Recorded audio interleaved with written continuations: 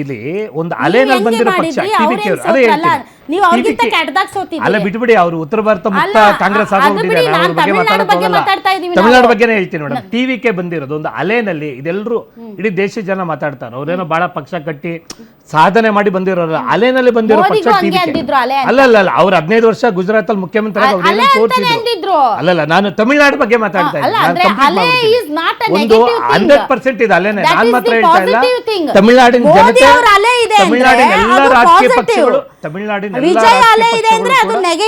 ಇಲ್ಲ ಒಂದು ಅಲೆನಲ್ಲೇ ಇಲ್ಲ ಅವರು ತಮಿಳ್ನಾಡಲ್ಲಿ ಒಂದು ಪಕ್ಷ ದ್ರಾವಿಡ ಪಕ್ಷಗಳೆಲ್ಲ ಪಕ್ಕಕ್ಕೆ ಹೋಗ್ಬಿಟ್ಟಿದೆ ನೀವು ಇದು ಒಂದು ಅಂಶ ಗಮನಿಸಬೇಕು ಎಡಿಎಂಕೆ ಮತ್ತು ಡಿಎಂಕೆ ಏನ್ ಸುಮಾರು ವರ್ಷದಿಂದ ಬರ್ತಾ ಇತ್ತು ಎರಡೂ ಪಕ್ಷಗಳು ತಿರಸ್ಕಾರಕ್ಕೆ ಒಳಗಾಗ್ಬಿಟ್ಟು ಬಹುಮತ ಬಂದಿಲ್ಲ ಅಲ್ಲ ಒಂದ್ ನಿಮಿಷ ಅವ್ರದನ್ನ ಹೇಳಿದ್ದಾರೆ ಟಿವಿಕೆ ಜನತೆ ಒಂದು ಏನೋ ಒಂದು ಉತ್ಸಾಹದಲ್ಲೋ ಭರವಸೆನಲ್ಲೋ ಒಂದು ಅಲೆನಲ್ಲಿ ಬಂದಿರೋಂತ ಒಂದು ರಾಜಕೀಯ ಪಕ್ಷನೇ ಹೊರತು ಅನುಭವ ಇರೋಂತ ಪಕ್ಷ ಅಲ್ಲ. ಇಲ್ಲಿ ಎರಡನೇದು 100% ಅವರು ಆರಂಭ ಮಾಡಿದ್ದೆ ಅಂಬೇಡ್ಕರ್ ಅವರು, ಪೆರಿಯಾರ್ ಅವರು, ವಿಜಯ್ ಮೇಡಮ್,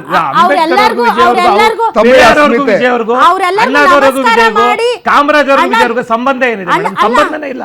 ನೀವು ಹೆಸರುಗಳನ್ನ ಜೋಡಿಸ್ತಾ ಇದ್ದೀರಿ, ನಾನು ವಾಸ್ತವವನ್ನು ಹೇಳ್ತಾ ಇದ್ದೀನಿ. ಅವರು ಯಾರನ್ನೂ ತಿರಸ್ಕರಿಸಿಲ್ಲ, ಯಾರನ್ನೂ ವೈಭವೀಕರಿಸಿಲ್ಲ.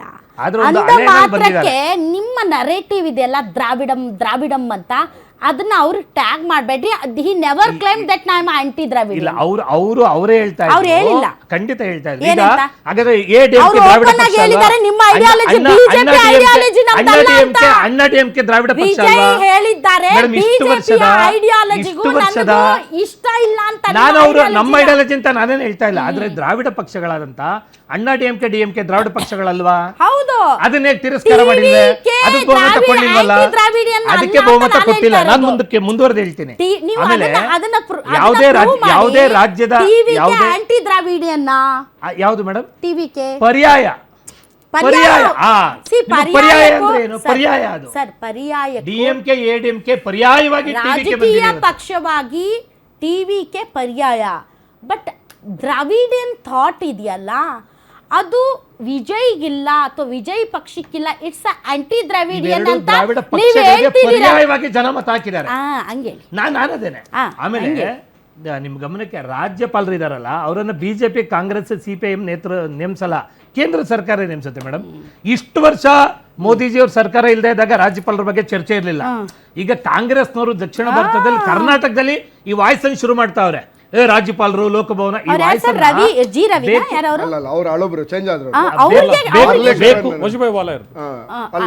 ಆಮೇಲೆ ನೀವು ಮಾತಾಡ್ತಾ ಹೇಳ್ತಾ ಇದ್ರೆ ಅಲಯನ್ಸ್ಗೆ ಬಹುಮತ ಇಲ್ಲ ಅಂತ ನೀವೇ ಹೇಳದ್ಮೇಲೆ ರಾಜ್ಯಪಾಲರು ಅದನ್ನ ಹೇಳಿದ್ದಾರೆ.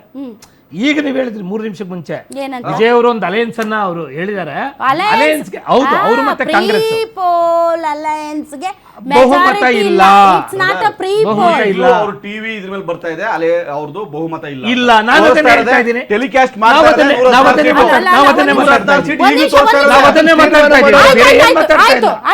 ಬಹುಮತ ಇಲ್ಲ. ರಾಜ್ಯಪಾಲರು ಯಾವ ಮಟ್ಟದ ಆಲೋಚನೆ ಮಾಡಬೇಕು? ಜಯದೇವ್ ಅವರೇ, ಬಹುಮತ ಪ್ರೂವ್ ಮಾಡ್ಬೇಕಾಗಿರೋದು ನಿಮ್ ಬಿಜೆಪಿ ಆಫೀಸ್ ಅಲ್ಲ, ಇಲ್ಲ ಜೆಡಿಎಸ್ ಆಫೀಸ್ ಅಲ್ಲ, ಇಲ್ಲ ನಮ್ ಸ್ಟುಡಿಯೋಗಳಲ್ಲ. ಮತ್ತೆ ನೀವ್ ಹೆಂಗ್ ಹೇಳ್ತೀರಾ ಅವ್ರಿಗೆ ಬಹುಮತ ಇಲ್ಲ ಅಂತ? ಅವ್ರು ಹೇಳಿದ್ರ ನಿಮ್ಗೆ ವಿಜಯ್ ಬಂದು ರಾಜ್ಯಪಾಲರ ಹತ್ರ ಬಹುಮತ ಕೊಡಕ್ ಆಗ್ತಾ ಇಲ್ಲ, ತೋರ್ಸಕ್ ಆಗ್ತಾ ಇಲ್ಲ, ಒಟ್ಟಾಗಿ ರಾಜಪಕ್ಷಗಳು ಬರ್ತಾ ಇಲ್ಲ. ಯಾರು ಹೇಳಿದ್ರು? ಒಂದ್ ನಿಮಿಷ, ನಿಮ್ಗೆ ಯಾರು ಹೇಳಿದ್ರು? ವಿಜಯ್ ಬಂದು ಹೇಳಿದ್ರ ನಂಗೆ ಬಹುಮತ ಇಲ್ಲ ಅಂತ? ಒಬ್ಬ ಲಾರ್ಜೆಸ್ಟ್ ಪಾರ್ಟಿಯ ನಾಯಕ ಹೋಗಿ ರಾಜ್ಯಪಾಲರ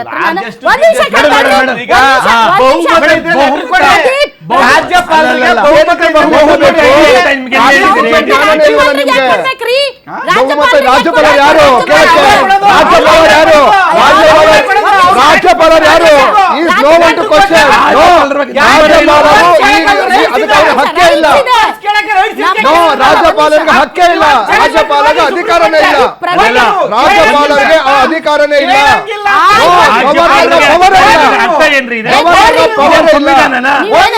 ಏನ್ ಜಗಳ ಮಾಡಕ್ ಒಬ್ಬೊಬ್ರು ಮಾತಾಡಕ್ ಬರಲ್ಲ ನಿಮ್ಗೆ? ಒಂದ್ ನಿಮಿಷ ಕೇಳಿಸ್ಕೊಳ್ಳಿ. ರಾಜ್ಯಪಾಲರು ಕ್ಯಾತೆ ಮಾಡ್ಬೇಕು ಅಂತ ತೀರ್ಮಾನ ಮಾಡಿದ್ರೆ ಮಾಡೇ ಮಾಡ್ತಾರೆ. ನೋಡಿದೀವಿ ನಾವು.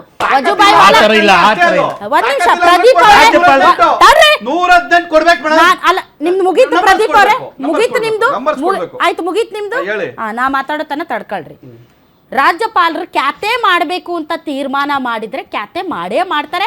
ವಜುಭಾಯಿ ವಾಲಾನು ಮಾಡಿದ್ದಾರೆ, ಈ ಕಡೆ ಇವರು ಮಾಡಿದ್ದಾರೆ, ಈಗ ಇವರು ಭಾರದ್ವಾಜ್ ಅವರು ಮಾಡಿದ್ದಾರೆ, ಈಗಲೂ ಇವರು ಮಾಡ್ತಾ ಇದ್ದಾರೆ. ಒಂದು ಇನ್ನೊಂದು, ವಿಜಯ್ ಒಂದು ಲಾರ್ಜೆಸ್ಟ್ ಪಾರ್ಟಿ, ಸಿಂಗಲ್ ಲಾರ್ಜೆಸ್ಟ್ ಪಾರ್ಟಿಯಾಗಿ ರಾಜ್ಯಪಾಲರ ಹತ್ರ ಹೋಗಿ ನಾನು ಸರ್ಕಾರ ರಚನೆ ಮಾಡ್ತೀನಿ ಅಂತ ಹೇಳಿದ್ದಾರೆ ಅಂದರೆ ನಂಬರ್ಸ್ ಇಲ್ಲದೆ ಸುಮ್ಮನೆ ಮಕ್ಕಳಾಟ ಥರ ಹೋಗಿ ಬರೋಕ್ಕೆ ಲೋಕಭವನ ಏನು ಅದು ಮ್ಯೂಸಿಯಮೋ ಇಲ್ಲ ಪಾರ್ಕ್ ಅಲ್ಲ. ಒಂದು ನಿಮಿಷ.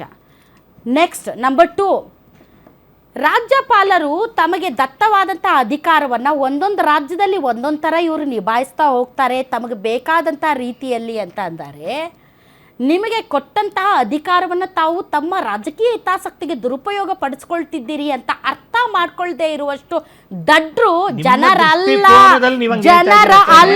ತಮಿಳ್ನಾಡಿನ ಜನ ರೊಚ್ಚಿಗೆದ್ದಿದ್ದಾರೆ. ಕೇಳಿ ಹೇಳ್ತೀನಿ. ಆಯ್ತು, ಒಬ್ಬ ಜಡ್ಜು ರಿಜೆಕ್ಟ್ ಮಾಡ್ತಾನೆ, ಅಲೋವ್ ಮಾಡ್ತಾರೆ. ಎಷ್ಟು ಬೇಲ್ಗಳಿಂದ ರಿಜೆಕ್ಟ್ ಮಾಡಿದ್ರೆ ಆ ಕಾನೂನು ಅವ್ರಿಗೆ ಒಂದು ಟೆಕ್ನಿಕಲ್ ನಂಬರ್ಸ್ ಕೊಡ್ಬೇಕಾದ್ದು ಅವ್ರು ಕೊಡ್ತೀರಾ. ಅಲ್ಲಿ ಪ್ರೂವ್ ಮಾಡ್ತೀವಿ ಅಂದ್ರೆ ಇಲ್ಲಿ ಕೊಡಕ್ಕೆ ಸಮಸ್ಯೆ. ನೀವು ದಿಮಾಗ್ ತೋರಿಸ್ತಾ ಇದ್ದೀರಿ. ರಾಜ್ಯಪಾಲರಿಗೆ ದಿಮಾಗ್ ತೋರಿಸ್ತಾ ಇದ್ದೀರಿ.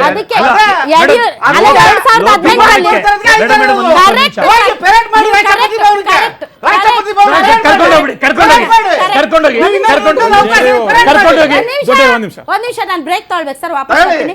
ಕರೆಕ್ಟ್ ಇದೆ ಸರ್, ನೀವು ಮಾಡಿದ್ ಕರೆಕ್ಟ್ ಇದೆ.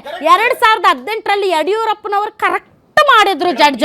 ಒಂದ್ ನಿಮಿಷ, ಲೆಟ್ ಮಿ ಫಿನಿಶ್. ಯಡಿಯೂರಪ್ಪ ಒಂದ್ ನಿಮಿಷ, ಯಡಿಯೂರಪ್ಪ ಅವ್ರಿಗೆ ಒಂದ್ ನಿಮಿಷ ಅಲ್ಲ ಸರ್,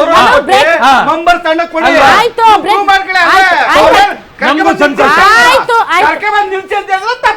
ಆಯ್ತು ಓಕೆ ಮುಗೀತಾ ಸರಿ. ರಾಜ್ಯಪಾಲರು 15 ದಿನ ಟೈಮ್ ಕೊಟ್ಟಿದ್ರು ಯಡಿಯೂರಪ್ಪನವ್ರಿಗೆ, ಸರಿಯಾಗಿ ಮಾಡಿದ್ರು ನ್ಯಾಯಾಧೀಶರು. 48 ಗಂಟೆಯಲ್ಲಿ ಪ್ರೂವ್ ಮಾಡಿಸಿ ಅಂತ ಹಂಗೆ ಕೊಡಬೇಕು, ಹಂಗೆ ಮಾಡಬೇಕು. ಯಡಿಯೂರಪ್ಪ ಕೇಸಲ್ಲಿ ಹೆಂಗೆ ರಾಜ್ಯಪಾಲರಿಗೆ ಕೊಟ್ಟರು ನ್ಯಾಯಾಧೀಶರು ಸುಪ್ರೀಂ ಕೋರ್ಟಲ್ಲಿ ಎಸ್ ಚೀಮಾರಿ ಎಸ್ ಆರ್ ಬೊಮ್ಮಾಯಿ ಕೇಸಲ್ಲಿ ಚೀಮಾರಿನೇ